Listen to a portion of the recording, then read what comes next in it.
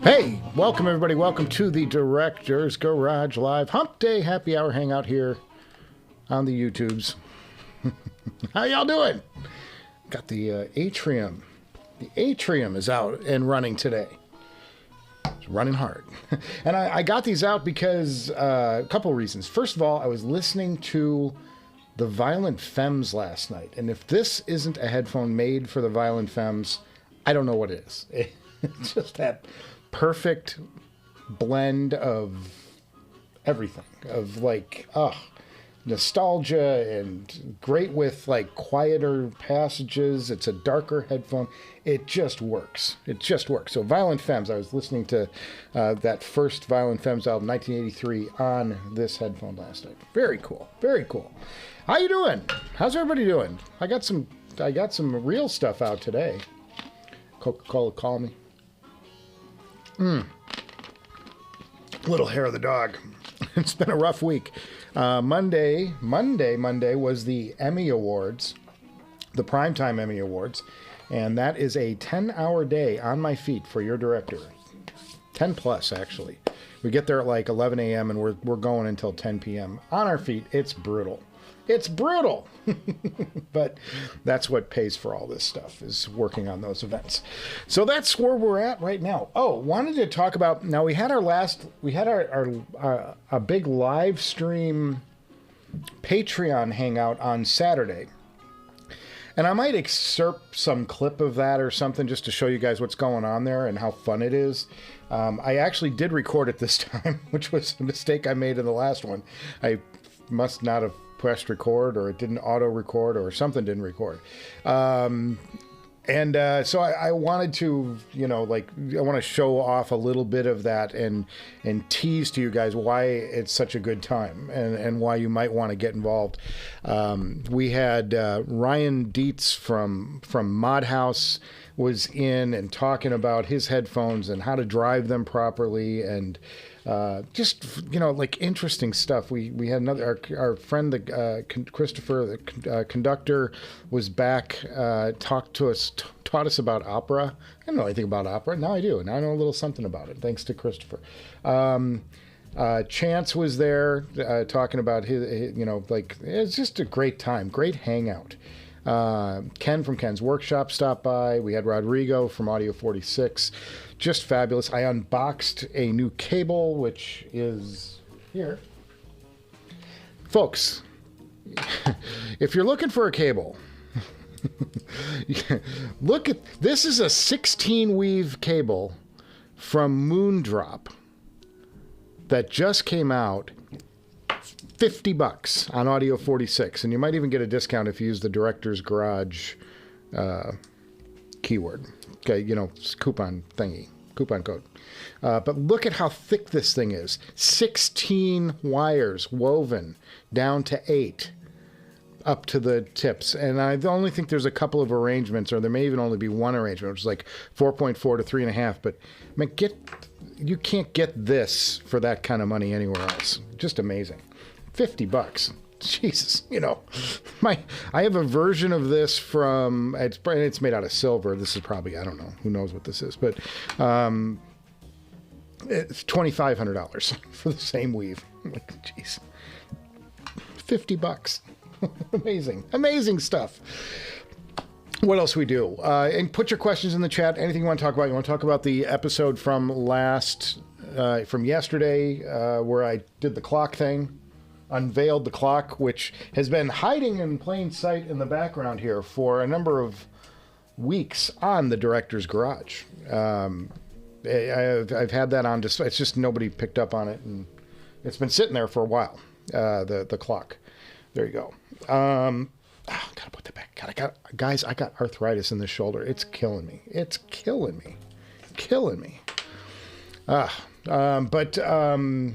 Yeah, I did the DCS clock thing. So if you got questions about that, put them in the chat. I'm just filling a little bit of time. Let some people come in the door. Everybody get settled. Get your favorite beverage out. Cheers, everybody. It is Wednesday. What else can I tell you? Oh, this was another story of the week. I don't know if you guys saw this. And Ken Fritz I want to say it's Ken. Oh shit! I just changed tracks. Sorry guys, that was the wrong button. That was the wrong sequence of buttons to push. Here it is. All right, I'm going to go up to the top of this article. This is in the Washington Post. I believe it was on Saturday. Saturday on the Washington Post. Check this out. Got to go to the laptop. Laptop of death. Here it is. Okay. So this is in the Washington Post. This is a story about Ken Fritz. He worked for, or he owned a company that made cones for loudspeakers, okay? And he spent his life building this company, and when he retired, he took all of his money and all of his skill and all of his knowledge from building these cones for loudspeakers, and he tapped all of his friends around the industry, and he built the ultimate stereo system. The ultimate stereo system. Like, cost him well over $1 million to do this thing. And there's some photos. There were some photos online, and I finally got access to this article. That's why I'm showing it off. I also talked about this on the Saturday stream. So anyway, here's the room. This is Ken sitting in front of the room. 3 massive towers that are custom built with right down to had these. If you see right in front of the speakers, the grills are this custom rubber that he had made to just perfectly refract the sound coming out. You know, it's just like everything about the room. Put easily $1 million into this room. The room was custom added onto his house, and then he built this room. It had a hundreds of pound turntable. Like, the turntable was in the hundreds of pounds. That was perfectly balanced, and sadly Ken contracted ALS and passed away. That's what the story is about from there. So he built this stereo system. There's an hour-long video on YouTube. Don't leave yet. I do this all the time. I tell you guys at the top of the show about some great thing you got to see on YouTube, and then like the viewers all go away. This is not smart on my part, but you know, I'm pretty shameless. So you can look up Ken Fritz. Look up Ken Fritz. Just do a search on YouTube, and you'll find the video. It's a 50-minute video just about him building this system. It's a documentary, and so sadly, Ken passed away in 2022, and the family is left with this $1 million edition. With all the stereo stuff in it, and they don't know what to do with it. Like, what do you do? None of us are audiophiles. None of the family, the rest of the family were audiophiles. He said he'd like to keep it together, but the family's like, well, what do we do? You know. So what wound up happening was they had to auction off this room, and they parsed it out bit by bit. The speakers, which were valued at over, I don't know, $250,000 for just the speakers, were sold for about $18,000, I think, at auction. The turntable, whether it was the most valuable thing in the collection, single most valuable thing in the collection, that went for about $52,000. But if you know turntables, $52,000 is nothing for a world-class, unbelievable grade turntable. You know, you can go into the hundreds of thousands for a turntable, and this was about as, you know, with the counterweights and all the stuff that was built into this thing, it was really something. So this guy's poured his life, you know, into building speakers, spent all of his, you know, money after he retired on building this room, and the family was left with parsing it out for pennies on the dollar, and it was just really sad. It was just really sad. So anyway, there's an article on that, but you can go watch for inspiration. You can go watch, but it also is you can go watch that video on YouTube. But it's also a warning sign to us about how stupid we are to buy all this shit. We really are. This is not smart, guys. What I've got back here this is the thing not to do. Because you'll never get it back. You'll never get it back. Now, his was an extreme case, but it's just a lesson. It's just a lesson. You know, have a plan. And don't build. And the thing is, I read further into it. There were a lot of suggestions coming. She turned to the audiophile community. The daughter of this man, of Ken, turned to the audiophile community and said, what should we do? What do I do with this stuff? How do I even begin? How do I deal with this room? And they said, well, you should sell the room with a $1 million, and say that there's this $1 million audio room. The problem is, it's overbuilt for the house that it was attached to. The house is a relatively modest house. It's not like it's this $1 million mansion and you put $1 million audio room on it.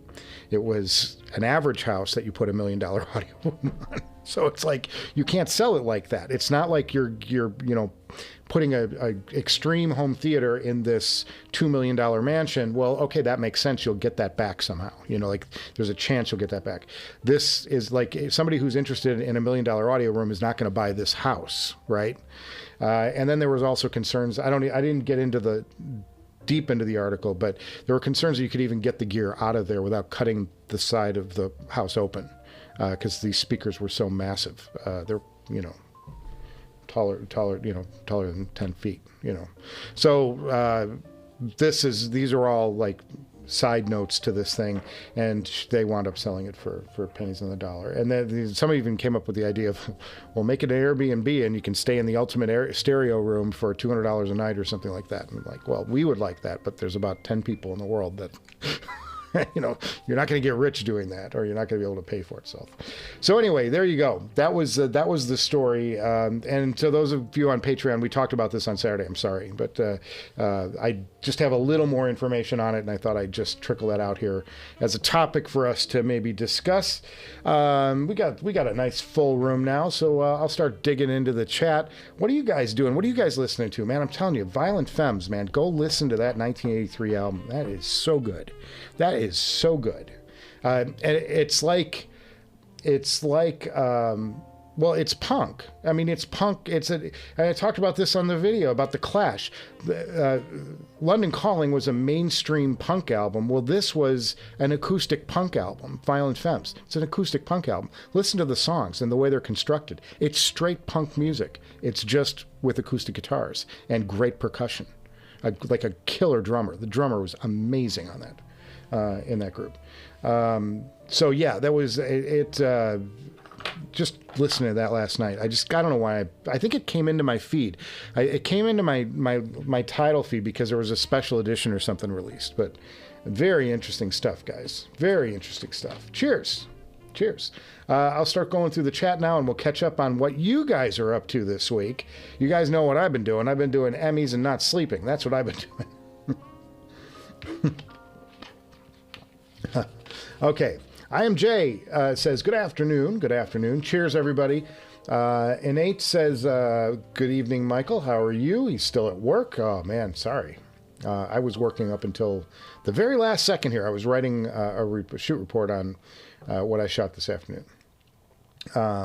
Ace of Spades, howdy. Howdy, Ace of Spades. Saw your comment the other day. I forgot what it was about, but it was a really good comment. You made a very valid point on something in one of the comments on the videos. I'm Jay, working still, but listening and watching the happy hour hangout. Yeah, that's awesome. Cheers, Jan. Cheers, buddy. Hipster Cow, howdy, gents. Interesting video this week. Wasn't expecting a clock to make such a difference. Well, I think I was, yes, it makes a difference. There's no question. The question is, does it make a $5,000 to $8,000 difference? And my answer to that is clearly no. Like somebody made a point like, why don't you just buy another headphone? Like, you'll get a much more mileage. And I'm like, I agree. I absolutely agree. Another headphone, whatever it is, any putting $5,000 to another headphone makes hella more sense than adding the clock to this chain. But it was something that I wanted to do, and it's something I wanted to try. And I had a little bit of my appetite whet for that at Can Jam, and the right opportunity came up. It wasn't new, as it was advertised. I'm not even going there.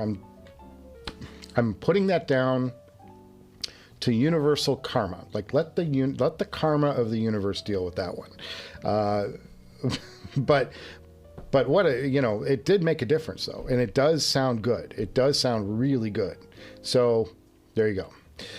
Ace of Spades says he's having a 5-pack of Chi-Fi IEMs arrive tomorrow for his own personal shootout. I love that. You can do a video, buddy?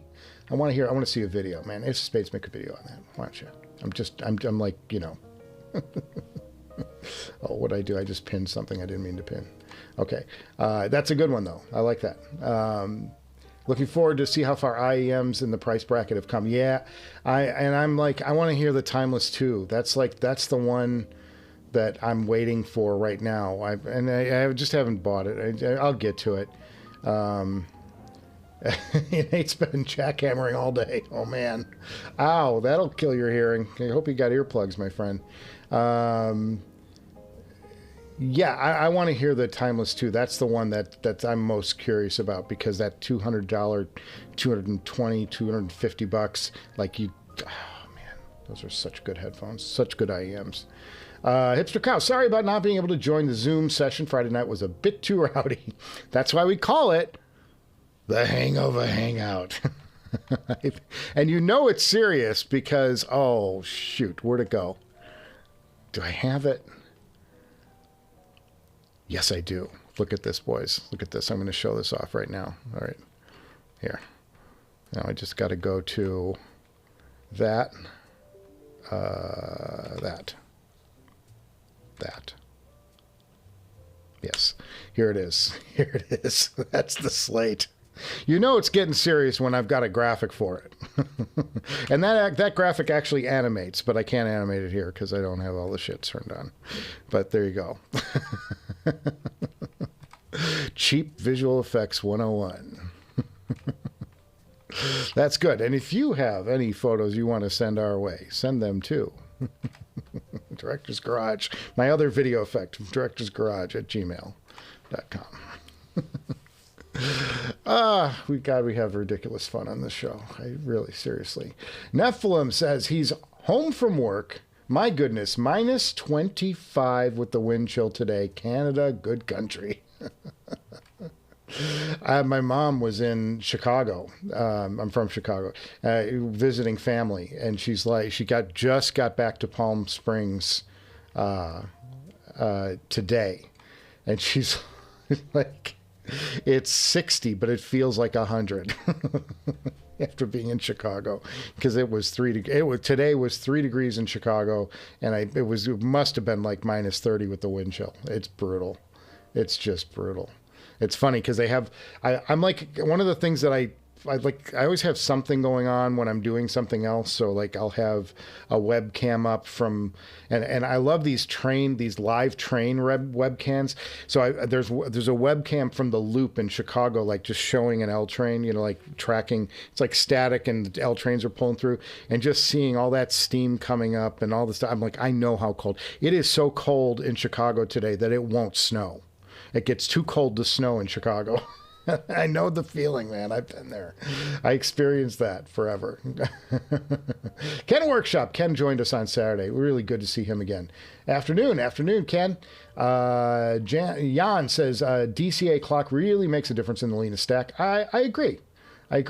But the clock should come by default in the Lena DAC. Yes. Well, and there is a clock inside the Lena DAC. Somebody wrote a comment about, dude, it's a pair. They come together. I'm like, well, you don't need to run them together because there is an internal clock inside of the Lena DAC. But this is like a super clock or something. I don't know. It's like I don't understand it all. I know what a clock does and I know how it affects the signal. I don't understand what this clock is doing that the internal clock on the Lena is not, but it's doing something more. Clearly, because there's 2 wires. Number of wires equals more stability. I don't know.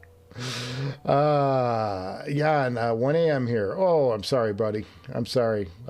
I'm sorry I got on so late today, but I had to make room for me to finish this shoot and get the report out for it, so I'm not up all night writing a report. Nephilim says, Michael, you reclocker you. No, somebody ought to clock me. Ryan, cheers, Ryan. Ryan showed up on Saturday. Yeah, and Ryan, you just had I saw a review pop in. Who did the review today? Something I saw in my YouTube stack, a review of your mod house. I hope it was a good one. It should have been. Nobody should say anything bad about your mod house designs. That thing's fabulous. So, but I saw somebody came out with a review today. I don't know what it was. I just saw a review, but I was like zipping through. I don't pay attention. Michael, try hemp cream with methanol on to help your arthritis pain. Oh, maybe I will. That's not a bad idea. I know. Like part of it, arthritis is like swelling. It's like there's a swelling in the joint, and that's what it's like, crunching down on the nerves, and that's what hurts. But if I use it and if I like bend it around a bit, hey doc, it hurts when I do this. Well, don't do that. No, it helps if I stretch it out. It actually is more manageable. It's like it's not as painful. But when I haven't, oh God. So don't be a director, guys. You just don't use your body enough to make, be a grip. Lift shit. Ken Fritz's story is incredible. Yeah, that story, sad stuff, getting sold for pennies on the dollar. Yeah, oh boy. And Nate says he didn't expect the clock to add that much sound. Very interesting to the sound. Yeah, and as I said in the video, it seemed to, and I don't know whether it was actually giving me more bass. I was hearing more bass, but I think what was happening was the stage was so focusing. Sorry, I hit the mic. Was getting so focused that it created like space for the bass to live and breathe better. I think that's a possibility of what was going on. But everything just got sharper. I mean, it made a difference. Yeah, one hell of an estate sale. Yeah, I know. I'm like, oh, what a shame, man. Selling off gear like that. I was in Nate sale. We're all saying the same thing. This is hysterical. Ken would roll over in his grave. His family was kind of let him down. But honestly, like, he wanted to keep that system together. But what do you do with it? If the mom doesn't want to live there, if, you know what I mean? Like, and nobody else is using it, and what do you do with it? Nobody's going to come forward and give them $1 million to take the stereo system out of there. So they weren't finding like one buyer who, or a bidding war for the entire room as one. It's a shame. It's a shame, but it is a warning to all of us. Like,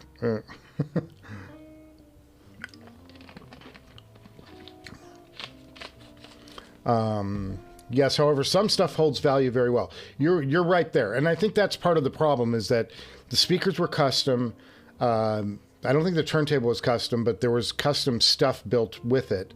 So that was a problem. Like when you start getting into custom stuff, like it's hard to put values on it. It's hard to hold value on it.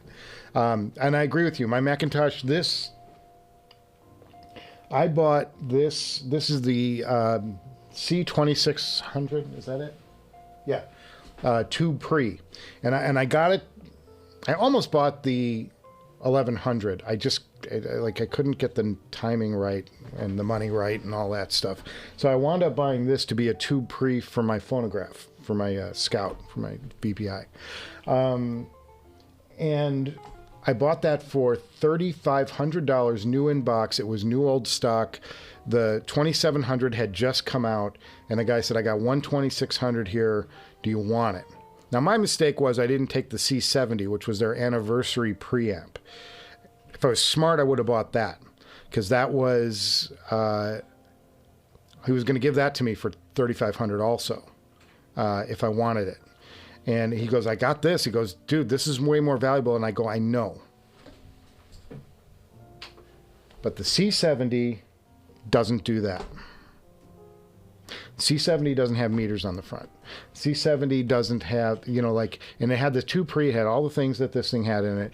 It didn't have the meters on the front. It didn't have the classic Mac faceplate. It was a very understated, sedate, beautiful looking preamp that was built better, hand built, more so than this thing. But I was like, nope, I want the meters. I want the meters. I want the meters. So that's why I bought this one, and I've been very happy with this. But if you go and look for a used one of these, I don't use this all that much because I'm not playing records night and day. All my records are still in boxes in the room across the way from the move. I haven't had a chance to unpack and get settled because I have to build some shelving for them, and Director's Garage is broke. I'm not spending money on shelves at this time. So, but that thing's selling. If you go try and find one, they're like $4,500 at the very cheapest, $4,500, like $1,000 more than what I bought them for. But that's just because it's Macintosh, you know what I mean? And so those, the custom stuff really kills it.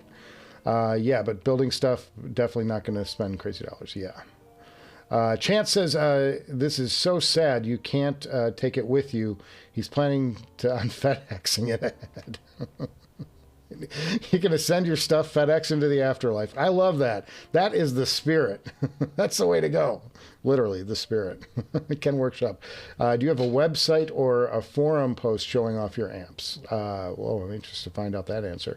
N8 says, Violent Femmes. Yes, been listening to them for the past week. Love it. Yeah, me too, man. That's awesome. London Calling's a great album to listen to while shoveling the snow. Dun, dun, dun. Yes. Fabulous, man. Guys, Black Sabbath box set, Like Evil, 40th anniversary edition is absolutely awesome. This is my recommended, my music appreciation for the day. Highly recommended. Love that. Love that.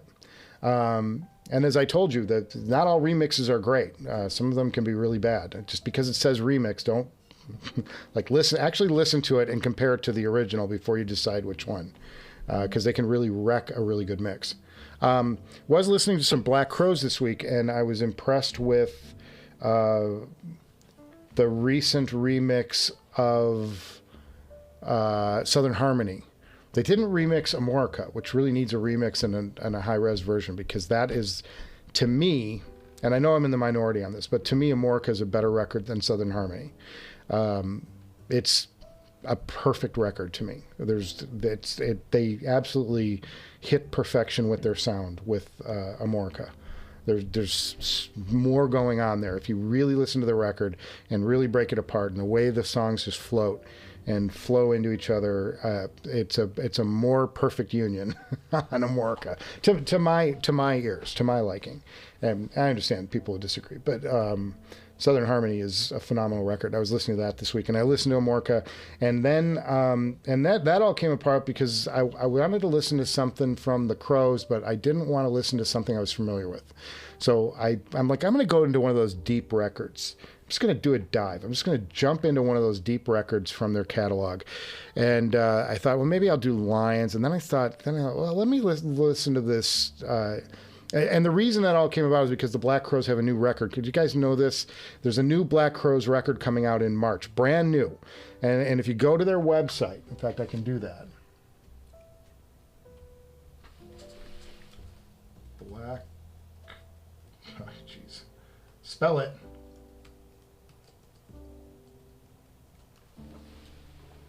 There we go. Okay, so now I can take you there. I'll take you there right now, guys. Jump on board. So this is the Black Crowes website, and if you go to, I think it's news. Nope.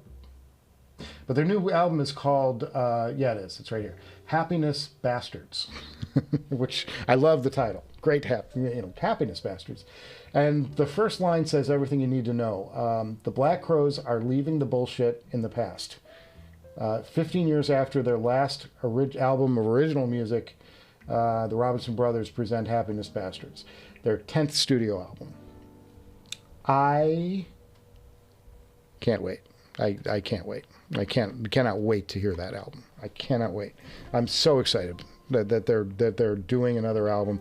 And if you listen to Before the Frost, Until the Freeze, which is a double record, one of them was available only as a digital download. The other one was, you had to buy the CD and then you got the digital download for the second album. Phenomenal. Just, remarkable performances. Not, the material isn't as strong as those big three, those first three records, where they started to fall off. But the performance of those songs is special, and it sounds great, and they sound great. So that was that's my deep dive for the week. I was listening to this, but yeah. And the whole point of that was the remix of Southern Harmony was fantastic. Can't wait to hear this new record. So excited. And the line, just putting the bullshit in the past, just really sits well with me. I am Jay says, was listening to Jacob Collier's albums today. Music theory fans will have a blast with his music. Yep. Whoa, lost my chat. Where'd it go? Everything jumped at once. The scroll wheel on this mouse is failing. So I'm going to have to replace that at some point because it's a little rough. Okay, here we go. John Belcastro. John, cheers, buddy. Cheers. Sorry I missed you all on Saturday. That's all right, man. We'll do more. We're going to do another one in February. I'm thinking February with the next one, unless something comes up where I can get one done earlier. But I really want to at least do once a month and make sure everybody feels like they're getting value for it. That's really important for me. I'm not here to make money on the channel. I'm here to provide takeaway, to have you guys, I want to build a community that everybody's having a good time in. So it's not, I hope what doesn't come across is like Patreon is some kind of cash grab. I'm just trying to get this behind a paywall so we don't get trolled when we're doing a Zoom call. And we can all join in. So I'm trying to I want to do once or twice a month, but it's important to me that there's takeaway. Like you guys get in there and we're having a great time. And we were. I mean, both live streams I think have been the Zoom call on Patreon, the Hangover Hangout have been a lot of fun. And I walked out of there going, wow, I learned so much. And I got to meet interesting people, and that to me that's what makes it worth it. So I hope you guys can get over there and get on that because it is a lot of fun, and I'm having a blast for it. The next one will be probably in early February. I'm looking at like maybe the first week after the Grammys, probably is what I'm looking at. Okay, let's talk audio. Cheers. I don't think you're new around here. I don't remember your name. So cheers to you, my friend, and everybody around the world, please raise a glass to Let's Talk Audio. We do that around here to welcome folks, make them feel special. I'm a Felix Envy owner. I love it with a Sesfara, best I've ever heard. I have not heard the Envy, but I don't know what the power situation is on the Envy. But if it can drive the Mod House, it can drive the Sesfara. We know that. Ryan Dietz, check out the CFA3 thread on HeadFi. He's posted a fair bit there. Oh, good to know. Good to know. S&J says, best album to listen to with a good IEM, Rage for Order, Queensryche. The sound, the little spoken words, perfect. There you go. Good tip. We'll put that one in the mix. Nephilim one, I just realized we all have the ghost of Ken Fritz living in us. It's true, man. It's true. Like, oh, what a sad story. Like, oh, God, I've got a lot of stuff sitting back here. Worth a lot of money. Do you have to adjust your clock for daylight savings time? Yes, we do in LA and on the West Coast. Ken Workshop. Oh, okay. Thought you made mostly tube amps. CFA3 is great, though. At least the head amp one he heard. Chance D says he has to wind the clock every morning. Hipster cow. I got to charge the clock overnight or I'm screwed. Because everything is on the phone these days, boys. Everything. Okay, weirded questions of the day. Weird question of the day. From Dominic Green. I notice you don't drink and always have on an undershirt. LDS. Wait, what? You don't drink and always have on it. What is LDS? Somebody fill me in on that. LSD? That I might know about. I don't. Yeah, I always have it on. I've always worn an undershirt under everything. So I'm just used to it. Yeah, there's no reason for rhyme. It's just the way, and it's probably because I was Chicagoan, and in Chicago you always have to have layers on.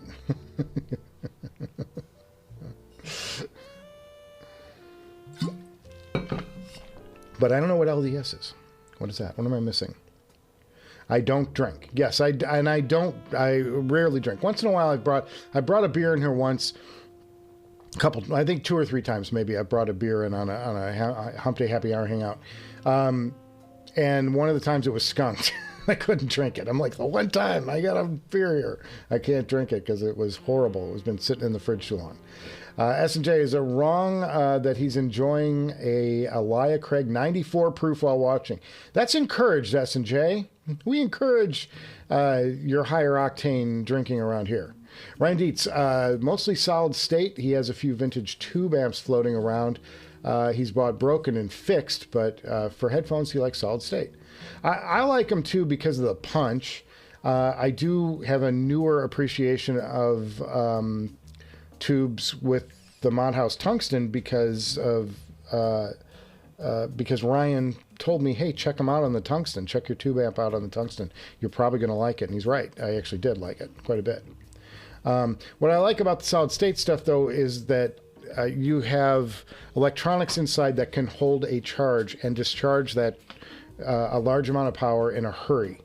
And the result, I believe, is slam on the headphone. I believe you get these percussive effects in the bass that are really hard to resist. S&J just picked up Shanling UA4. Any thoughts? No, I don't own anything Shanling, and I couldn't comment. But maybe somebody in the chat will. Resolve reviewed the Modhouse. That's who it was. That's headphone show. I forget all these nicknames. Ken Workshop says that he actually pulled the trigger on a clock, LHY, for his Gustard. Cheap stuff compared to the Lena, but even that made a real difference. And I believe that. One of the things I want to try, Ken, I've got down here an Apogee Big Ben. And that was a master clock I bought back in the days when we had to lock everything together. If you were doing production audio, you'd have to send out word clock to everything to keep it all in time. And especially, and I even had tape decks that would run off word clock, and they would use the word clock to do their pre-roll and stuff when you're going to do a punch in. But the Big Ben, I'll bet that Big Ben would improve almost any DAC.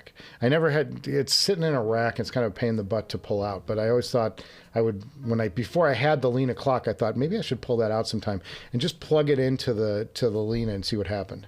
Or into the DAC, but it's also a big risk to be taking with a $13,000 DAC. Probably not smart. Nice, Ken. Yeah.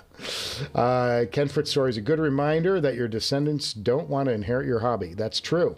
Think about like people who do like those train rooms and I love model trains, man. I'm a model train. My YouTube is filled with model train stuff as much as it is,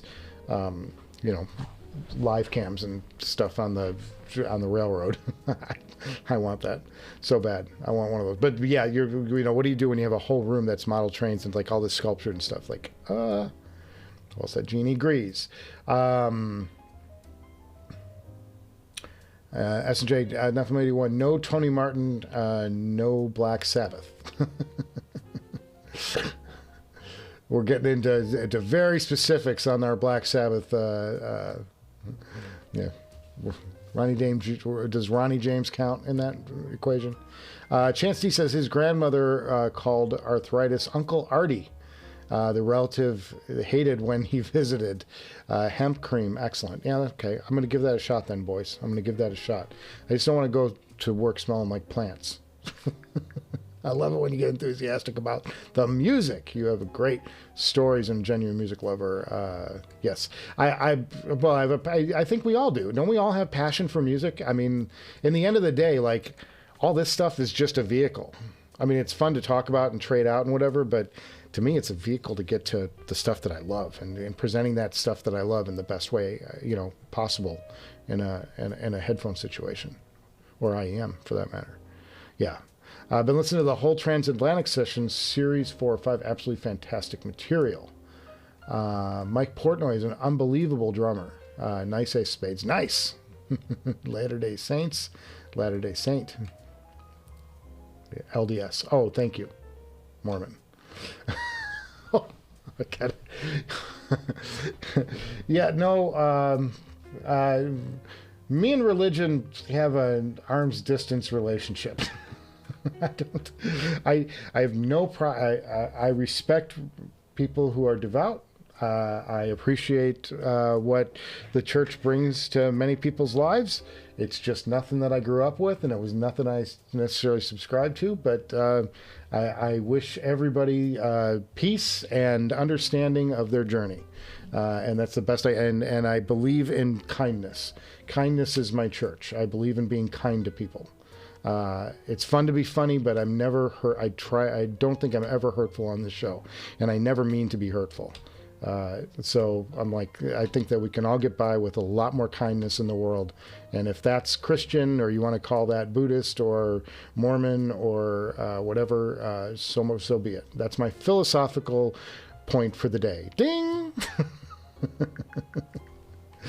Definitely a joke that doesn't need to be recalibrated.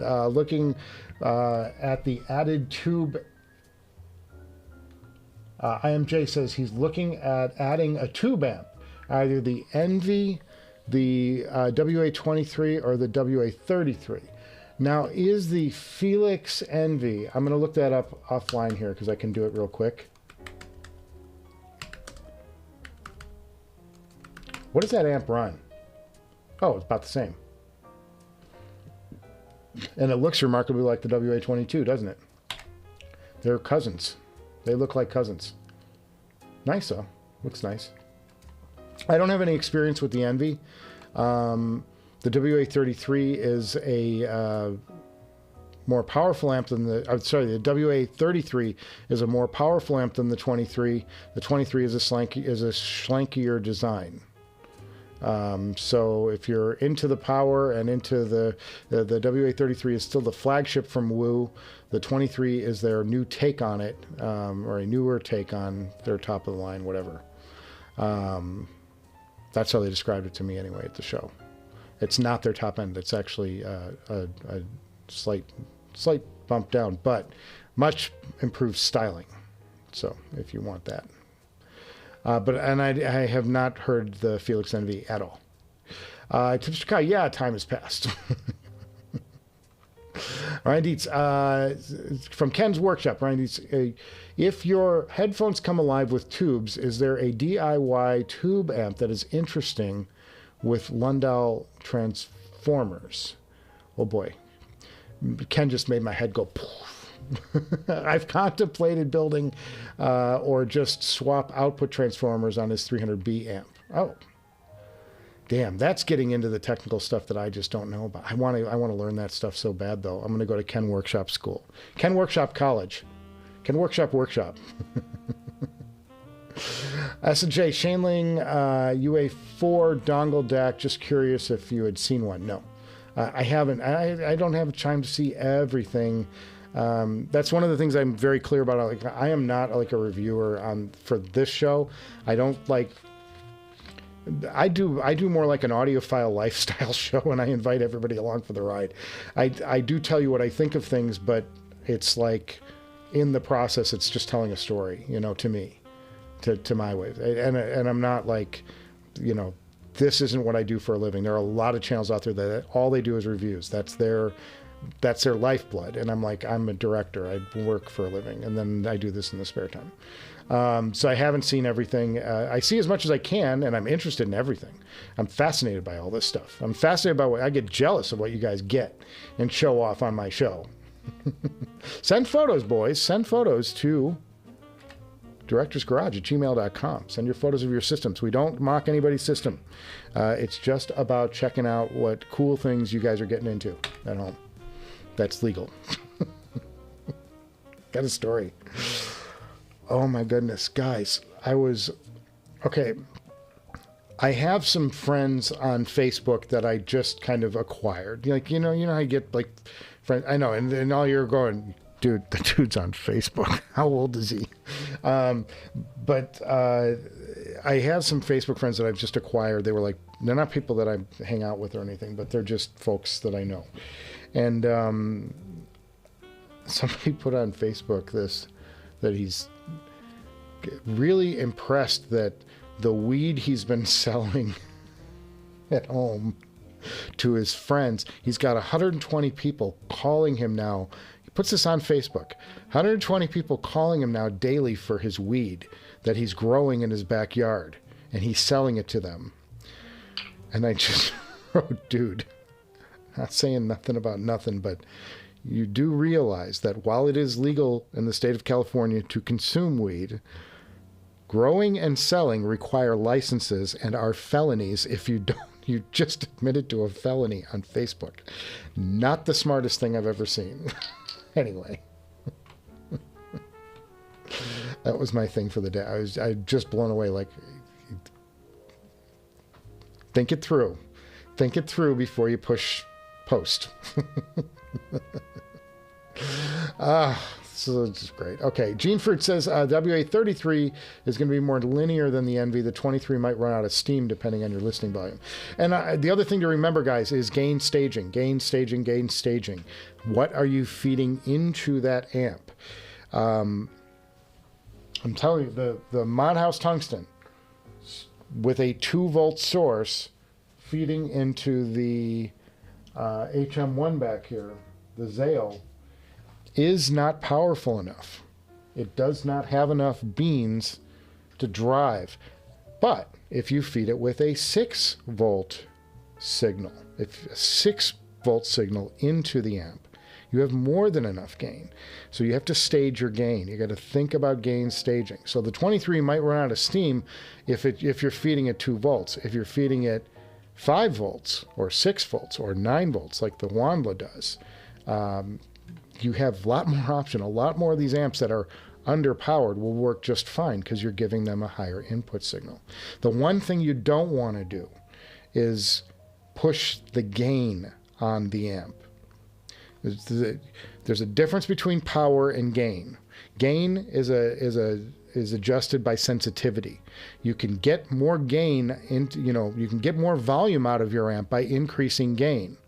Or you can get more volume out of your amp by increasing power. Increasing power is actually putting more voltage through the amp to the output side. You can get more gain, more volume out of your headphone by increasing gain, which is basically cranking up the sensitivity of the amp so that this weaker signal is now the amp is more sensitive to it. And it will, but what you do when you jump that gain, you're also adding grain. All of the bad stuff in that signal gets juiced just as much, as opposed to if you're taking a weaker signal and amplifying it through electronics, you will eliminate a lot of that. Especially if you've got something like a feedback loop, like this, both the amp back here does. So just things to consider. You can stage your gain to get your amp to perform better. The one thing you don't want to do is just throw your beautiful amp into high gain mode because it will amplify the bad stuff along with the good stuff. All right, it's my little thing for today. I don't know what that was. Dixter says, I don't know, guys. Now that you have your clock stack and you like it with your Sesfara, can you listen to the Tungsten and compare the Tungsten to the Sesfara? Would like to know how close they sound. That's going to be coming in an episode in the future. I'm going to do a full review of the Mod House Tungsten. I'll talk about how these things compare. But what I've said so far is the exciting thing is that the Sesfara, the Caldera, and the Madhouse Tungsten are kind of born of the same parent, right? They sort of are they're an audiophile planar magnetic product, and they have similar sound overall signatures. Now there are nuances within that and things that about the Susvara that set it apart. Sets it apart doesn't necessarily make it better, but it sets itself apart. And the Madhouse has certain things that I think sound different on it, and certain things that I think the Madhouse is better for. I'm going to get into that when I do the full review. And then the Caldera is also a beautiful, the best part about all three of these headphones are, you're going to pay $6,500 for that Susvara, new, for $4,000 if it's used, roughly. $3,000 will get you into a Caldera. It's a pretty good price. It's half off the Susvara. $2,000 will get you into a Madhouse Tungsten. So, guys, it's, these decisions become a little bit easier when you start looking at the cost. It doesn't, as long as it doesn't sound like it's giving you a lot of the Susvara type sound at $2,000. Money is a thing in this hobby. Like, we all got to pay money. So something to think about. Ryan Dietz, can workshop the Aegis. Yes, that's the one. Lundell has all kinds of crazy transformers now. Can spend thousands on output for transformers. Ken Workshop. On trains, off topic, he dreams of taking the Rocky Mountaineer. But push comes to shove, money towards headphones and cars. I haven't gotten bit hard by the car bug. I have the car bug within me. And I could easily see myself one day wanting, if I have the money and we're retired and the house is paid off, I could see myself wanting one of those crazy cars, and I would be equally happy if it was a Ferrari or an old Bentley or something. But I have that in me. That bug, that gene it's deep inside, but I don't let it come to the surface much because it's too expensive. I hope you can talk more about the Lena clock once you've had some serious time with it. Definitely interested in it. A really cool addition to your digital empire.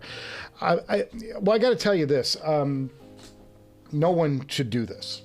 No one with a sane mind should do this. Because it's not adding enough. It's not adding that amount of, but it is better. That's the hard part. It's it's better. It's better, guys. It works. Yes, it's doing something, but it's not $5,000. It's not even $3,000. It's not even a $3,000 upgrade. It's like $1,000 upgrade, and you're paying $8,000 for that $1,000 upgrade. I honestly, in sound, that's really what it is. I still wanted it because I'm dumb, because I'm stupid. At least I wasn't stupid enough to pay full price for it, for my brand new used clock. Michael, I hope to talk more about the link cloud. Oh, we did that. Amen, director. I don't remember what that was for, but we'll just go with it.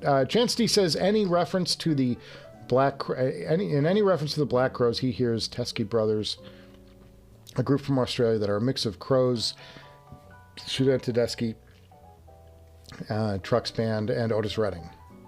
I'm going to check that out. Now, Chance, you dropped something on me. I got to check.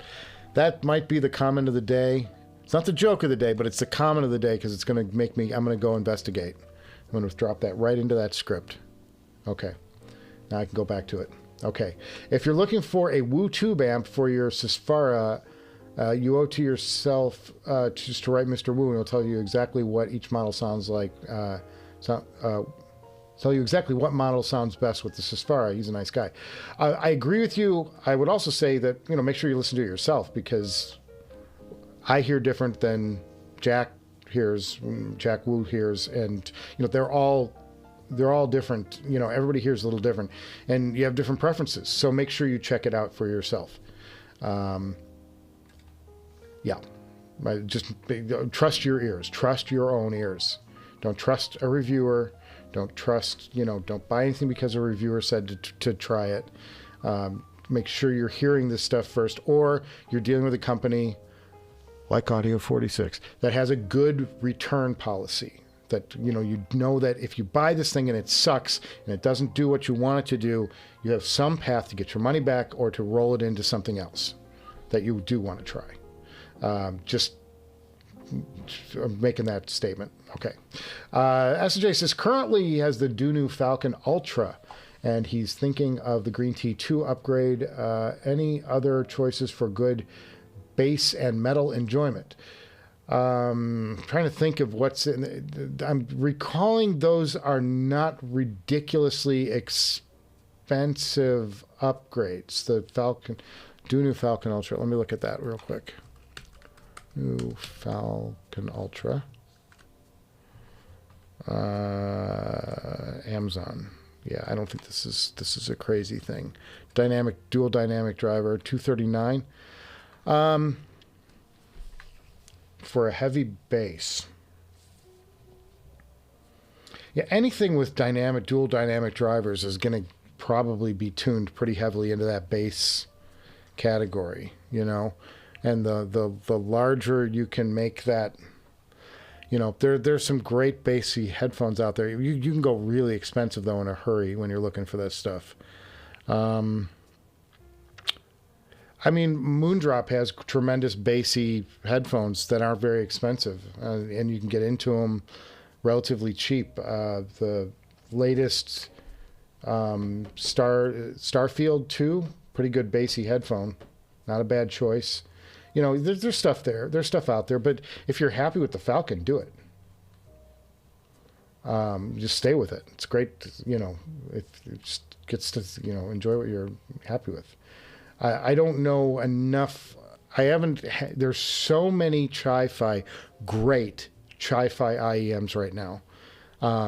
It's like, if you think, like I always say, we're in a golden age, but we're really in a platinum age for IEMs. There are so many outstanding choices out there in the IEM world, despite what other people tell you. Just make sure you're listening to stuff. Just get out there and listen to it, because there's some stuff out there that's just mind-blowing IEM stuff right now, and it's getting better and better and better. He'd get the WA33 for the SFAR, no question. Thanks for the tube opinions. I haven't really, and I'm sorry I'm not being more assertive on the WA33-23 thing. I haven't owned either amp. I've heard the 23 with the Abyss MR Diana, the cheap Diana. And I didn't like the cheap Diana, and so I didn't really have a fair assessment of the MR. I'm sorry, of the 23. The 33, I've heard several times. I've heard them paired with the Abyss 1266 TC.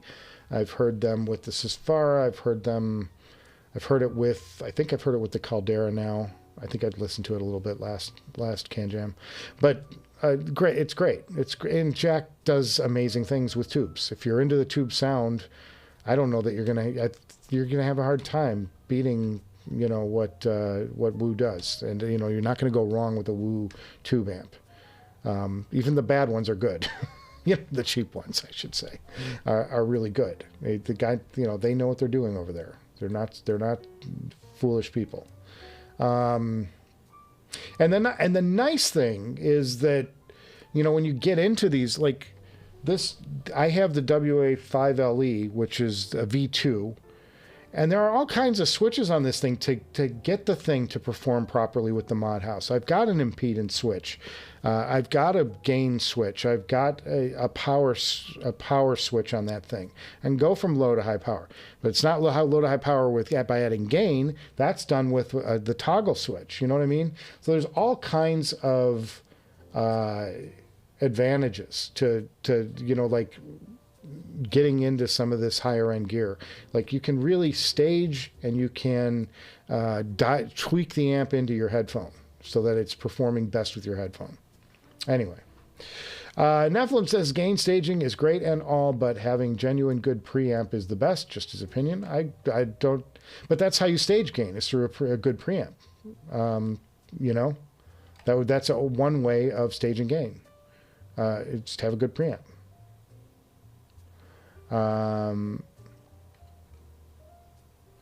Pretty exciting what market you are tapping into. IMJ says he will be using the Wandla as a DAC for now, partially because of its 9 volts. Yes, or like Nephilim says, run your DAC into a pre and then out to whatever your amp is. That's another way to do it. You're just stage and gain through it. The only thing that I would say be careful of is make sure you're getting, if you've got an expensive amp on the outboard end, make sure you've got good quality pre, because anytime you throw something into the chain, you're adding a potential for adding noise and adding gook along with the sound. So make sure you're using quality products all the way around. You're only as good as the weakest link. Did you try Gestard A26 DAC? That's a ladder DAC, I think. Or is that R2R? I think that's R2R.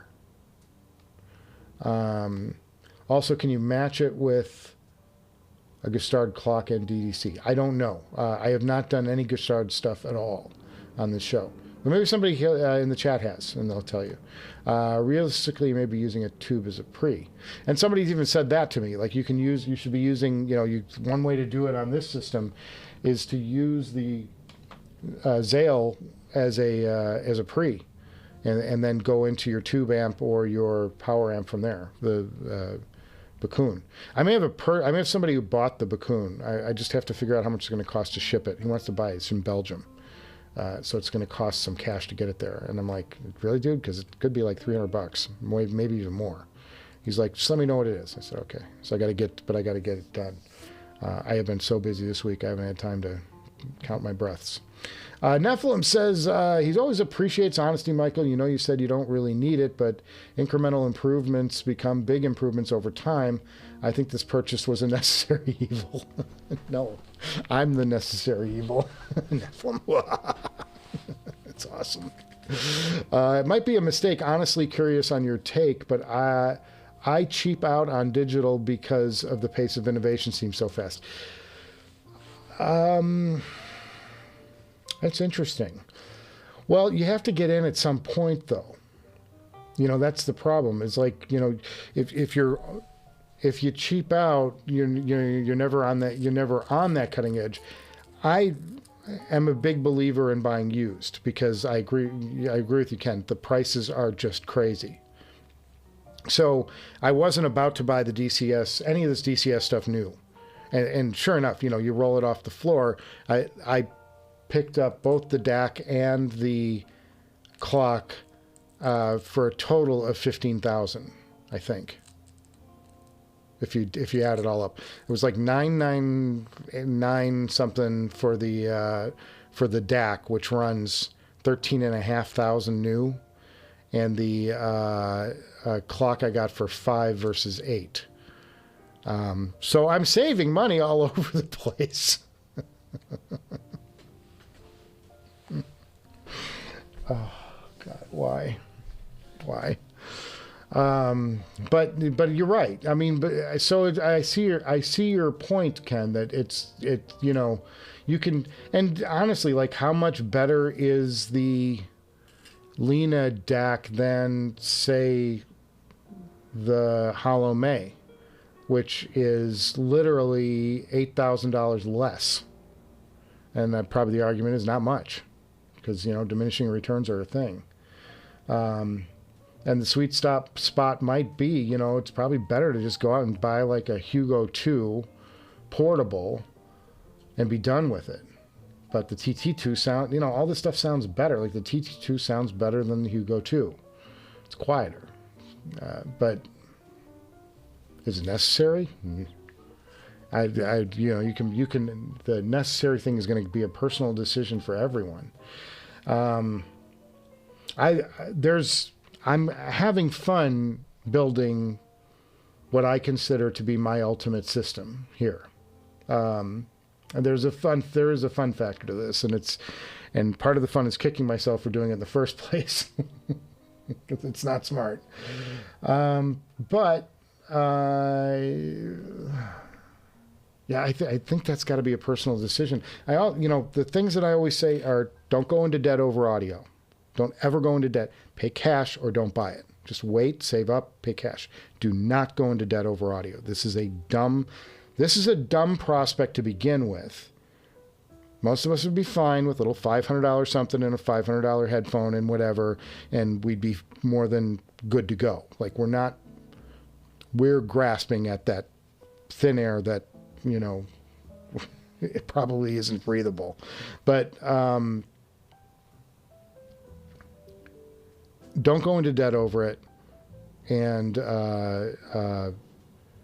try to buy used whenever you can to save some money. Because, like, there's no, unless you're buying from a shyster, is that a word? There's no need to pay full price on this stuff. There's no need. It's just, you're throwing money out. It's like, I'm the same way with cars, by the way. I'm like, I would never buy a new car. You couldn't convince me that there was a car that was so good I needed to buy it new. There's no reason you can't wait a year or two and buy one that's got a few less features than the latest, greatest head-up display on the windshield, and knock tens of thousands off the price. I drive a nice car, but I bought it very used. It was 3 years old when I bought it. It's a nice car. It's beautiful on the inside, but it's used. And I'm perfectly happy with it. I'd rather get something that's fully loaded and got all the things that I want on it, but it's a couple of years old and it's got a ding and little divot in the fender somewhere, which I'm gonna just put in it anyway. And the same way with the audio stuff. I'm like, there's no reason to buy new if you can find used. And I'm not saying that I'm not guilty of buying new things. I've done that on occasion, but anyway. But as far as, like, is it better to be on pace in the latest, greatest cutting edge? Probably not. But I think that there's something to buying quality. So, like, that's why I'm thinking, like, maybe not the Wandla right now, but in a couple of months, the Wandla might make great sense. It's a pretty good, sweet price. And if you buy it used for $2,000 versus the $3,000 it's on the market for new, that's a pretty good deal, right? Or if the Holomay KTE, if you find one for $35, which I think that's around what they're going for used now, maybe a little more. Or you wait for the next Holo whatever and then buy the KTE, God, and somebody was pointing out the other day that there's a Dark Star. I may be sold now, but there was a Dark Star listed on HeadFi at $2,000, and I'm like, that's a no-brainer. Like, if I had $2,000, I just don't have it right now because I bought the clock. But if I had the $2,000, it would have been a no-brainer, a world-class amp like the Dark Star, Ray Samuel's Dark Star. One of the greatest amps ever made in the history of headphones. $2,000, like steel. It's a steal. You should run to that deal. Because amp technology there's not some new thing going on with amps. Amp is an amp. I mean, Ken will tell you this. Like, yes, you can do different things and you can try different things, but like the basics of the amp have been the same for a really long time. Some guys are doing it differently. Some guys are doing Class A, B. Some folks are doing Class A. There's arguments over which is better. Some people prefer this. Some people prefer that. But the basic concepts behind this stuff has been around for a long time. Like, there's not new ground here. The way that digital creates new filters and new whatever, and there's new things constantly evolving in the digital world. For that, Ken's right. Okay, we'll do a few more, and then we'll start wrapping things up here. Anything to soothe the hedonic treadmill? I think we're back talking about metal. Gil Renard says, if his voltage output on his DAC is cranked up to 5 volts and his gain setting on amp is high, it'll take his ear. He hears distortion to tell him whether he should lower when setting. Gil, here's what I would recommend. And I'm assuming that you're talking about gain, not power. Like, my Woo amp has a low power and a high power setting. It also has a low gain and a high gain setting. I'm just talking about gain. Don't put the gain, generally as a rule, don't put the gain on high. Leave the gain on low, right? Don't push push the input gain, the input voltage, not the gain on the amp, because you're increasing sensitivity, and you're just introducing noise into your signal path. So yeah, do that. So I hope that makes sense. Chancey's direction sounds like he's giving testimony as an addict. File anonymous. That is so true, man. That is so true. Don't do what I do. I'm like the poster child. God, it's so bad. S&J, have a great night, y'all. Be safe. Hey, S&J, thanks for stopping by. Cheers, brother. Appreciate you stopping by. Also, Michael, it's amazing you've progressed and stayed the course in this hobby of ours. You've been able to tap into territory in audio most of us have never had the privilege to explore. I never even knew I wanted to go where there's no plan. Like, none of this is a plan. This is just, oh, that looks kind of cool. What's that about? And I buy it. And, oh, that's cool. What's that about? I buy it. Or I'll sell this so that I can buy that because I'm curious about it. It's all about curiosity. It's not even like, there's no plan here. It's not like, oh, I'm going to, there's no build. There's no like, I just go wherever the wind is at the moment. Like I wouldn't have bought, honestly, and I say this because Ryan, and I love Ryan, who's probably fallen asleep by now because we've been going on for about an hour. I wouldn't have bought the Mod House had he not sent it to me. It wasn't something that was on my radar. I've heard about it. I heard people raving about it, and I appreciate it. I mean, I wasn't telling anybody not to buy it. It just was something that probably wasn't in my future. And then he sends it to me, and it sounds like it sounds, and it looks like it looks. He did the world's greatest marketing thing. And then, yeah, of course I'm going to find the money to buy those things because they were incredible. But I had no intention. I didn't set out with like, oh, I'm going to go buy the Mod House Tones. I'm going to go get in there. Like, no. There's no plan for this. Oh, God. Dixter says he's normally not an IEM kind of listener, but the other day he bought the new 7Hz 02. I haven't seen this. Based on the reviewers for $25. That's pretty good. Good price. Thought, what the heck? Got them and they actually sound decent. I mean, I think that's the thing is like some of these manufacturers, like your Moondrop and your 7Hz, they don't do anything bad. I mean, some stuff is just remarkable for the money. It's like, whoa, even really? Because that Timeless is just so killer. Gil Renard says from Ken Workshop.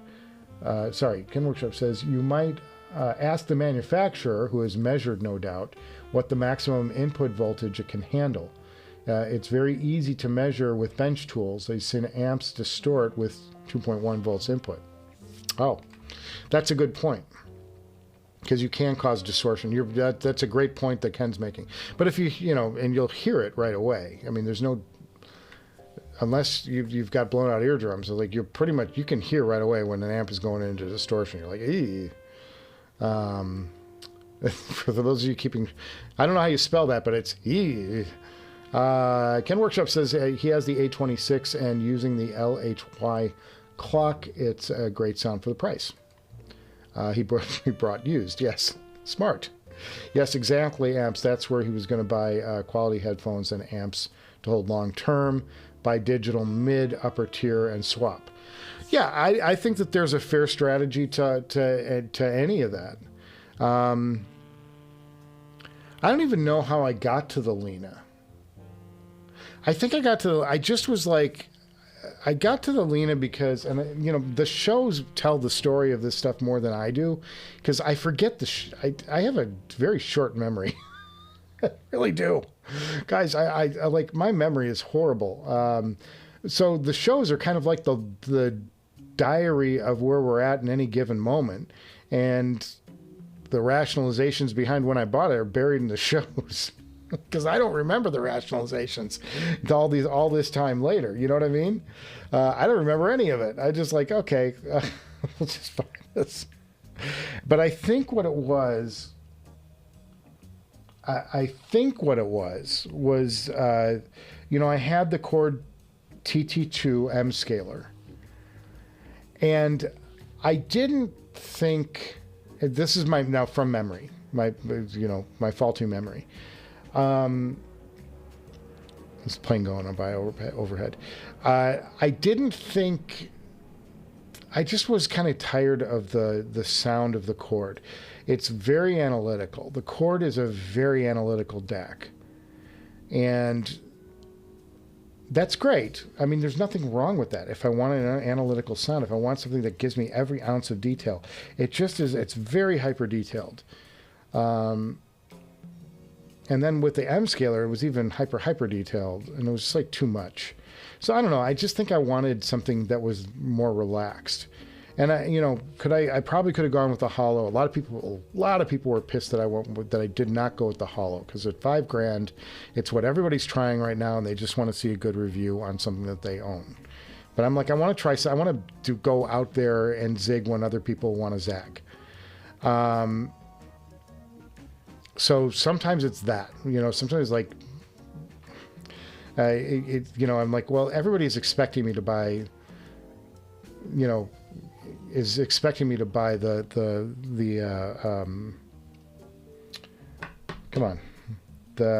Hollow Audio May. So like buying it is kind of like a letdown in a way. So I'm like, really like the Molo Tembaki was like the other one, and the Weiss. That Weiss is silently sitting there at $10,000, and it's like, everybody raves about it who actually uses it. But then I had other features that I wanted on it too, and that was the other thing was, I'm sold on MQA. Like it or not, I think MQA is a good thing. And I understand people hate it and they hate the people behind it and all that stuff, but I like MQA. And MQA is all over Tidal. And if you have a true MQA decoder, MQA sounds really, really good. Like really good. And I know that there is some degradation that was found when certain tests were done certain ways. And I'm not even questioning the fact that, or I'm not even questioning that that's probably true. I'm just saying that what he found wasn't audible. I don't think. Because nobody's done a blind test. And if the guys that were doing all that investigation want to do a true blind test, have that, then I'll be convinced. But I don't think anybody can find it. And MQA with an MQA decoder. So MQA decoder was key for me because I like Tidal. I like the Tidal selection, and I like the way, and I think that they're all pretty good on the way they sound. I think that Qobuz, all these things are great. There's nothing wrong with any of them, and use whatever you want. But I'm like, I have Tidal. I've been using Tidal. I'm familiar with Tidal, and it's integrated well into Roon. It's my preferred path. It's what I'm comfortable doing. I don't feel like reinventing the wheel here and dropping services and going to some other service. That's fine. It's, fine for whoever wants to do whatever they want to do. But for me, I was in this Tidal universe, and I always wanted to get an MQA, a true MQA decoder, which the Cord can't do. So I was interested in MQA decoding DAC, and it came down to a couple of them, and I chose the Lena. The Lena was the most interesting, and I like the fact that I could turn everything off and just run the Lena by itself and stream music to it. That was pretty cool. So I was like, I wanted a streamer DAC, I guess, is what it came down to. So there you go. That's the story of the thing, I guess. That's my current story on the thing. If you want to hear a different story, go back and watch the video. I probably had a totally different rationale. I just don't remember. Gil says, Michael, I remember you saying that you would never spring for the Zale. You probably called it Zal too back then. I don't know. Did I ever say that? I said it's interesting. Now that you have the Zale, which is better, solid state or tube? I think it depends. I honestly, like, there's, I think that there's a case for each. I think they have slightly different sounds. And a lot of, sometimes it just comes down to like what I'm in the mood for and what music I want to listen to.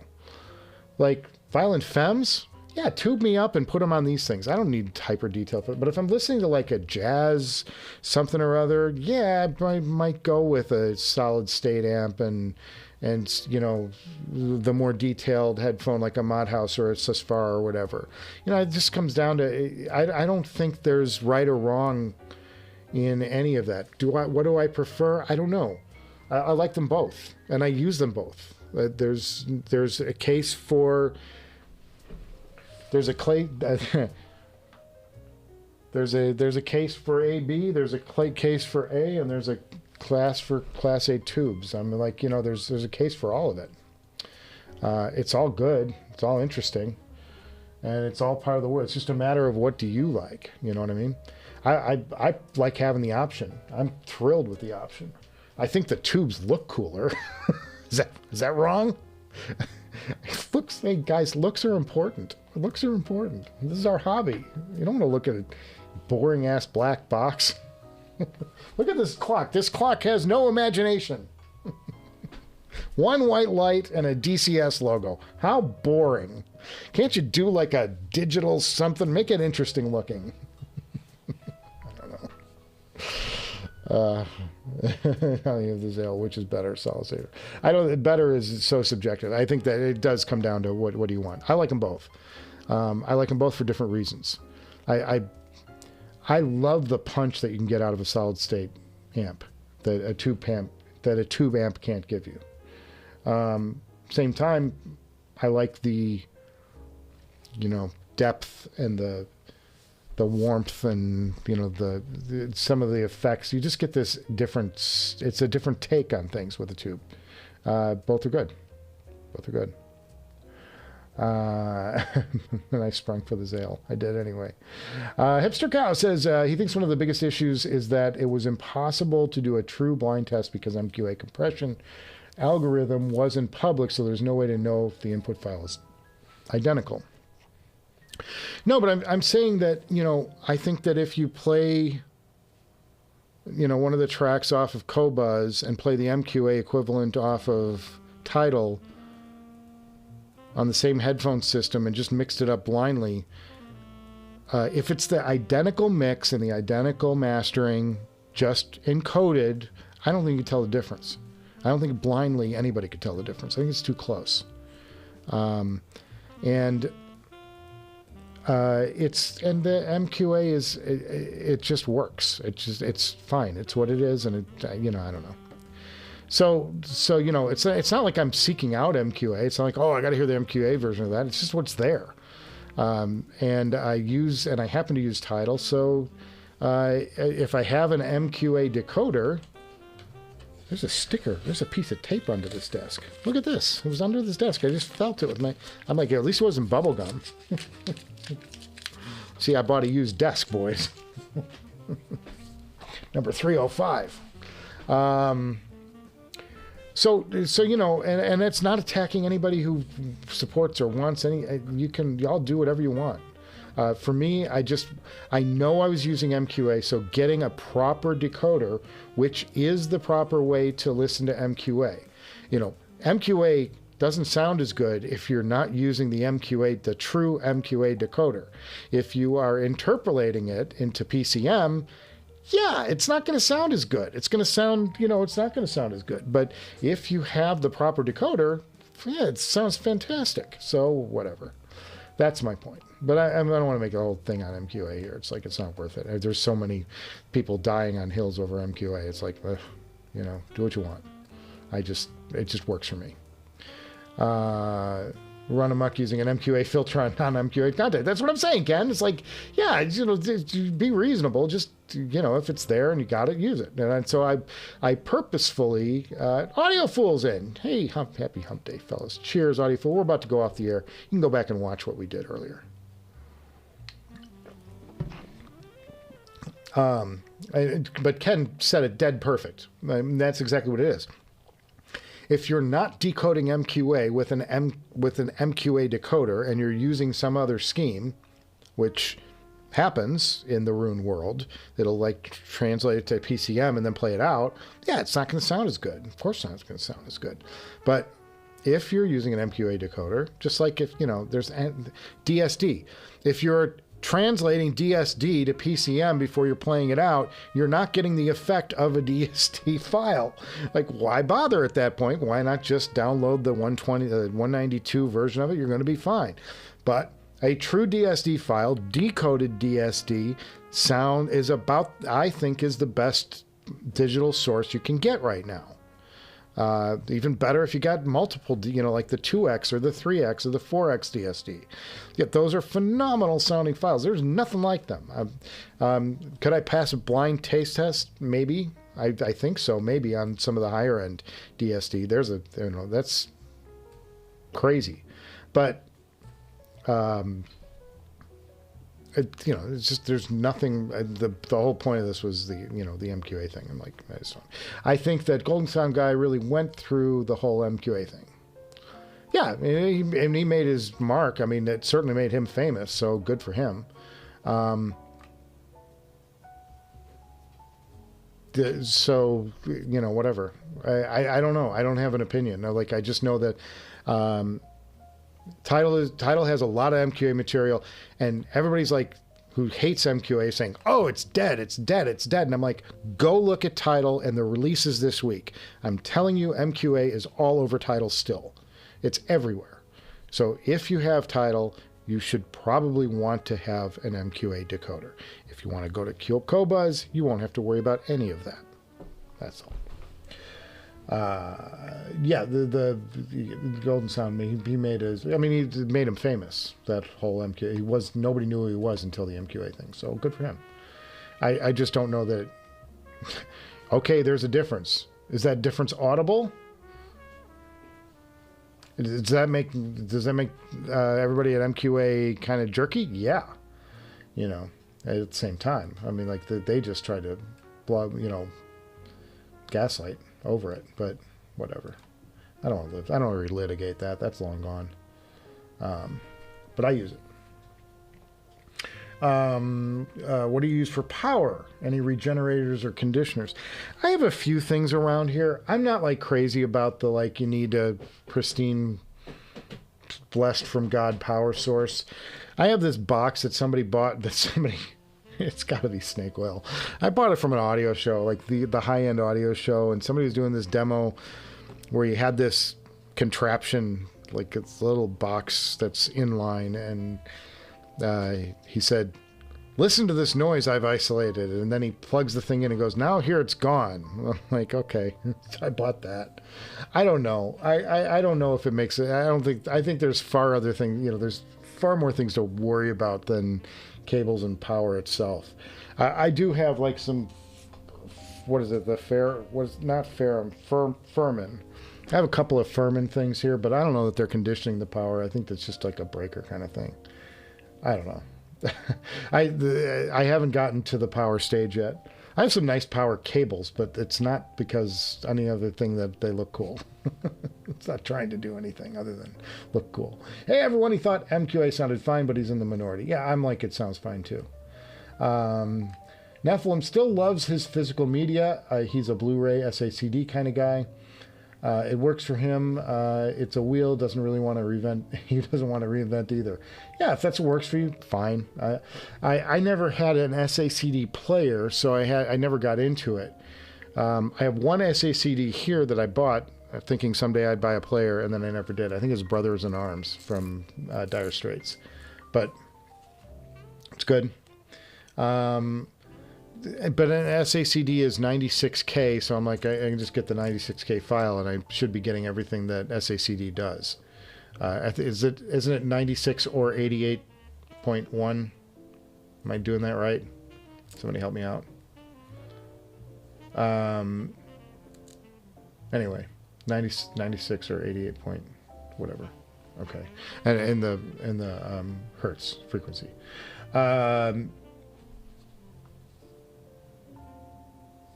Okay, Chris NYC. The last couple, and then we're gonna go home because voice is starting to go, and I gotta go walk. Gotta get a walk in, boys. Not enough exercise today. MQA sounds like Spotify. Sounds fine like Spotify sounds fine. In any case, MQA is effectively dead. Title is FLAC now. No, it's not, Chris. It's. I'm telling you, I have title. Go on and take a look at what was released this week. It's all MQA. They're still doing MQA. They're doing both, and there's nothing wrong with that. Whatever. It doesn't matter. Just listen to what you want. It's all fine. Noble Audio Focus still available. His earpods died.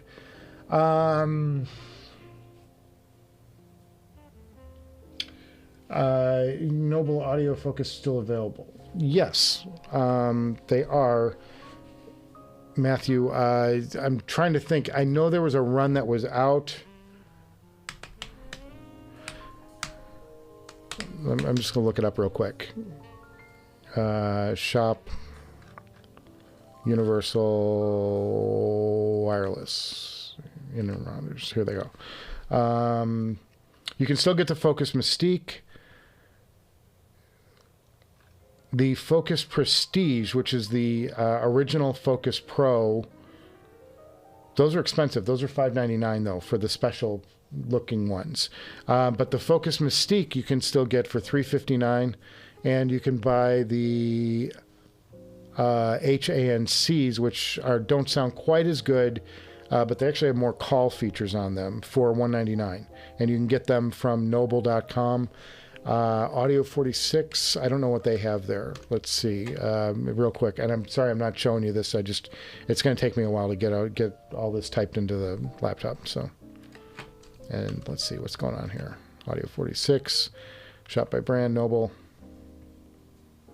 My fingers practically know the way. I'm just going to see if they've got anything. $359 on the Focus Mystique. They have some Falcon ANCs. Those are really old. I wouldn't buy those because they've done more things with the drivers since those. So I would probably opt for the Mystique.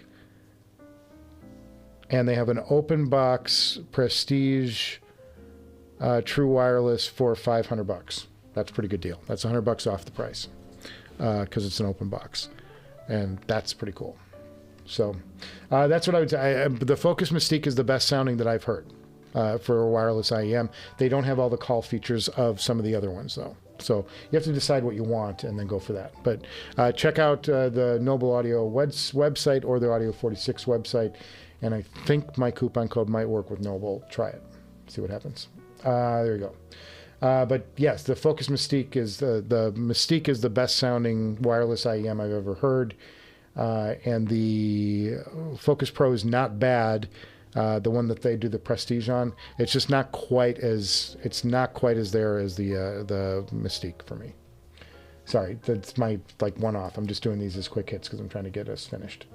On power products, outside of dedicated 20 amp grounded line for audio, he finds he hears differences in power stuff, but ironically the fancy stuff tends to sound worse to him. That's a pinned comment if I've ever seen one. That's awesome, man. I haven't done A/B testing on power stuff. I'm like, as long as it's doing its job, I'm not as worried about it. There's so much other crap in the chain to worry about that power becomes kind of minor. You're really fishing for that last 2% there. DC offset is one of the biggest things that mains power does to pollute your audio. Okay. I believe that, given the DC stuff going on with the that makes sense, Nephilim. What was going on with the Bakoon and the Enlium. They both have DC offset problems. SACD is DSD. I thought they were different. I thought the encode is different. To quote the audio god, loudness is, it's music. Turn it up. Good night. Chance. See you later, buddy. I'm going to start winding this down. We'll do the last couple and then we'll get out of here. In fact, I'm even going to start the outro music for the hell of it.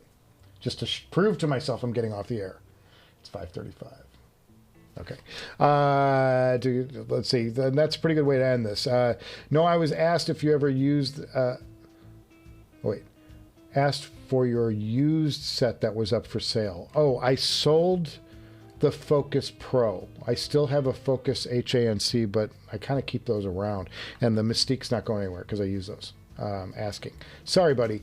Yes, the Focus, my Focus Pro is gone. I sold it off. No, I gave it away. Wasn't that in the giveaway? I gave that pair away. Sorry, bud. Yeah, I didn't sell them. I gave them away. That was in the giveaway last time. I gave my personal pair of Focus Pro away. And I have my Focus Mystiques here that I still use. And I still have an HANC, but I'm not, you know, they're $200. It's like you can just buy them new and you won't have to worry about like charging issues or anything because it's used. Nephilim says likes Physical Medium 2, or Christopher Luckenbach, he likes Physical Medium 2. I like, you know, records. I'm still, you know, I got tons of records. Yeah, keep those local record stores open. Yeah, me as well, Chris. Finding something special on hardline music stores. Have a great evening, everybody. Cheers. Yep, please, flipping through the liner notes is part of the experience. Absolutely. I love the big albums and looking at the photos and stuff. You probably experienced Transformer hum, Michael. Yep. I've definitely done that, and I've done the ground lift thing. That's how you get rid of a good Transformer hum, usually. You just lift the ground plug. Not the safest way to do things, but it'll work. Okay. Cheers, everybody. Thank you, guys. We'll continue this in another time, in another dimension. I'll be back next week. I may not, I'm probably not going to live stream until Friday, and you will have no new episode next week. I got to tell you this before I go. I am going to Jamaica on Sunday, back on Wednesday. So don't rob my house. No. No, I've got the guard cat up here. But, yeah, no, I'm out of town next week. So I will be gone most of the week in Jamaica for the premiere of the Bob Marley movie. And we're doing some junket interviews and things like that all next week. So I will be back middle of the week. I doubt I'm going to stream the day I get back from this trip. So it'll probably be Friday, but there will be no new episode next week. There's no way. So cheers, everybody. Tip your waiters and waitresses on the way out. Make sure you recycle those beer bottles and cups, because we know we got the tap thing in the corner in the back. And I will see you guys before you know it. Cheers, everyone. I don't even know where I'm at. Where's all my stuff? Damn it, where'd I put my controls?